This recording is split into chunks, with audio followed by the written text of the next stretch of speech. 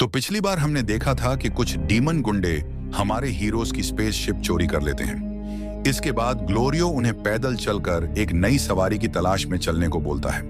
Goku कहता है कि हमें उड़कर चलना चाहिए। इस पर ग्लोरियो बताता है कि यहाँ की हवा में उड़कर लंबा सफर करना मुश्किल है, और क्योंकि यहाँ की हवा काफी हार्ड है तो उड़ने के लिए तुम्हें और ज्यादा एनर्जी यूज करनी होगी और तुम बहुत जल्द थक जाओगे।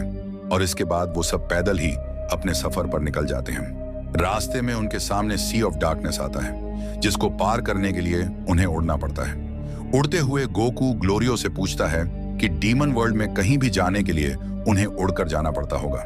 ग्लोरियो कहता है कि हाँ, लेकिन हमारे प्लेन्स इस चीज को आसान बना देते हैं। इसके बाद सुप्रीम काई गोकू से कहता है कि उन्हें संभल कर रहना चाहिए क्योंकि इस समुंदर में काफी खतरा है।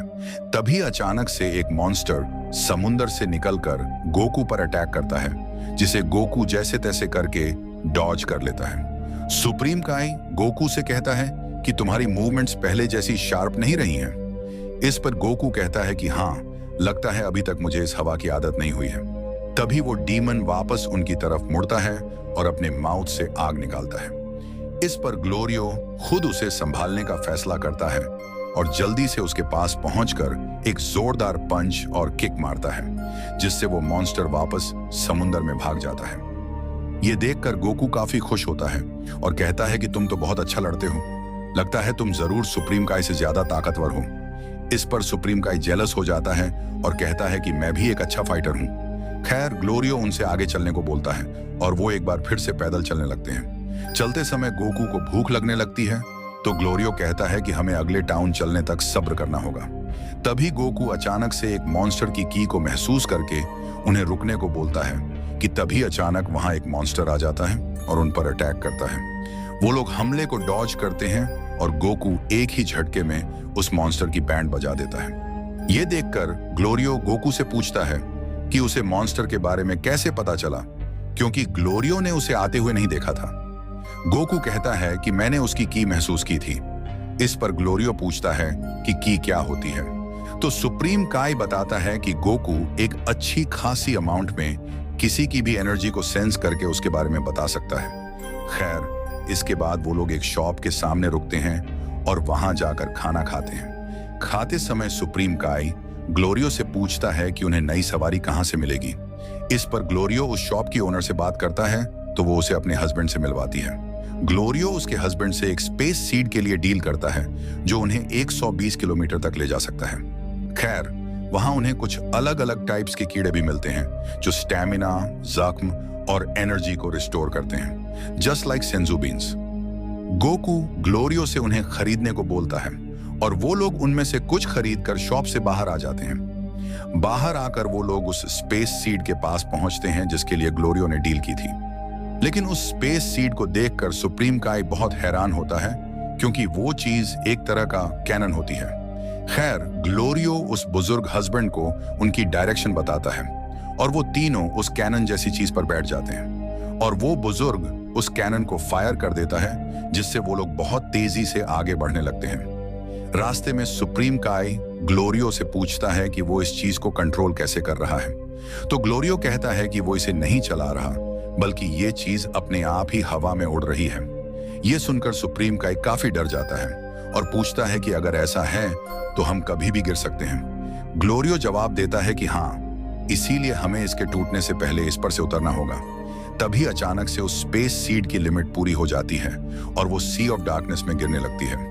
इसकी वजह से वो लोग जल्दी से उस पर से उतर जाते हैं और एक बार फिर से पैदल ही अपने सफर पर चल पड़ते हैं। चलते चलते गोकू ग्लोरियो से डीमन वर्ल्ड की ड्रैगन बॉल्स के बारे में पूछता है कि उन्हें कैसे ढूंढ सकते हैं। इस पर वो उन्हें बताता है कि तुम लोग डीमन वर्ल्ड की ड्रैगन बॉल्स को असली ड्रैगन बॉल्स समझ सकते हो और उन्हें ढूंढने की जरूरत नहीं होती, क्योंकि सबको पता है कि वो कहां होती हैं। गोकू पूछता है कि वो किस तरह। इस पर ग्लोरियो बताता है कि डीमन वर्ल्ड 3 हिस्सों में डिवाइडेड है और हर एक हिस्से में एक एक ड्रैगन बॉल मौजूद है, जिनकी रक्षा तमागामी नाम के वॉरियर्स करते हैं जो बहुत ज्यादा ताकतवर हैं।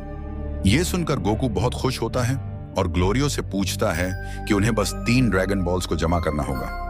ग्लोरियो कहता है कि हाँ, लेकिन जहां तक मुझे याद है आज तक कोई भी इन तीनों ड्रैगन बॉल्स को ढूंढकर इस्तेमाल नहीं कर पाया। गोकू पूछता है कि वो तामागामी नाम के वॉरियर्स किस जगह पर हैं। इस पर ग्लोरियो बताता है कि जिस जगह वो लोग डीमन वर्ल्ड में उतरे थे, तामागामी बिल्कुल उसकी ऑपोजिट डायरेक्शन में है। यह सुनकर गोकू कहता है कि यह तो काफी दूर है, लेकिन अगर हम डेंडे को ढूंढते हुए रास्ते में ड्रैगन बॉल्स भी ढूंढ लें तो हमारा काम आसान हो जाएगा और हम वापस नॉर्मल हो जाएंगे। इस पर ग्लोरियो कहता है कि तुम्हारा आइडिया काफी अच्छा है, लेकिन क्या हो अगर वो लोग डेंडे को मार दें या उसे कहीं छिपा दें।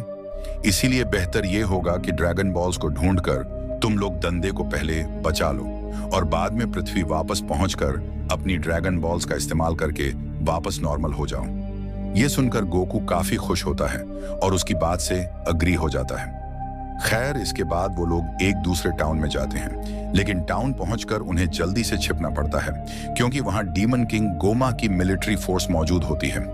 मिलिट्री वहां के लोगों से टैक्स वसूल करती है जो 3 सोने के कॉइन होते हैं, और अगर किसी ने कॉइन नहीं दिया तो उसके बदले उसे अपनी जिंदगी के 3 साल देने होंगे, मतलब 3 कॉइन के बदले 9 साल। इस सब के बाद एक एक करके वहां मौजूद लोग टैक्स भरते हैं। तभी उनमें से एक के पास एक कॉइन कम होता है, जिसकी वजह से मिलिट्री ऑफिसर्स उसकी जिंदगी के 3 साल उसमें से निकाल देते हैं। ये सब देखकर गोकू को बहुत गुस्सा आता है और वह बीच में जाने की कोशिश करता है, लेकिन ग्लोरियो उसे रोक लेता है। इसके बाद एक बूढ़े की बारी आती है जिसके पास एक भी कॉइन नहीं होता। वह कहता है कि मुझे 1 साल का मौका दो, मैं जल्दी ही टैक्स भर दूंगा, लेकिन मेरी जिंदगी के 9 साल मत छीनो वरना मैं मर जाऊंगा। वो लोग उसकी बात नहीं मानते और उसके साथ जबरदस्ती पर उतर आते हैं, लेकिन तभी एक छोटा सा बच्चा मास्क पहने वहां आ जाता है और कहता है कि बस अब बहुत हुआ, और एक बम वहां फेंक देता है। बॉम्ब को देखकर सब लोग काफी डर जाते हैं, लेकिन वो बॉम्ब ब्लास्ट नहीं होता और वो बच्चा वहां से भाग जाता है। ये देखकर ऑफिसर्स को बहुत गुस्सा आता है और वो लोग उसका पीछा करके उसे पकड़ लेते हैं। तभी गोकू जल्दी से वहां उनके पास पहुंचकर उस बच्चे को छुड़ाता है और उसे वहां से जाने को कहता है। इसके बाद वो एक एक करके उन सबकी बैंड बजा देता है। खैर, इसकी वजह से उन तीनों को उस टाउन से निकलकर भागना पड़ता है। टाउन से बाहर निकलकर वो एक जगह थोड़ी रुककर सांस लेते हैं। ग्लोरियो कहता है कि यह अच्छा नहीं हुआ, अब वो लोग जरूर गोकू के पीछे पड़ गए होंगे। गोकू कहता है कि मैं चुपचाप बैठकर ऐसा होता हुआ नहीं देख सकता था। तभी अचानक वही मास्क वाला बच्चा वहां आ जाता है और उनसे पूछता है कि वो कौन है। इसके बाद वो अपना मास्क उतारता है और एक लड़की का चेहरा सामने आता है और चौथा एपिसोड यहीं खत्म हो जाता है। देखो यार, इन एपिसोड्स को एक्सप्लेन करने में मुझे बहुत ज्यादा मेहनत लगती है, तो एटलीस्ट कमेंट करके बता दिया करो कि तुम्हें वीडियो कैसा लगा। एंड हाँ, अगर वीडियो पसंद आए तो काइंडली लाइक करके सब्सक्राइब कर दिया करो।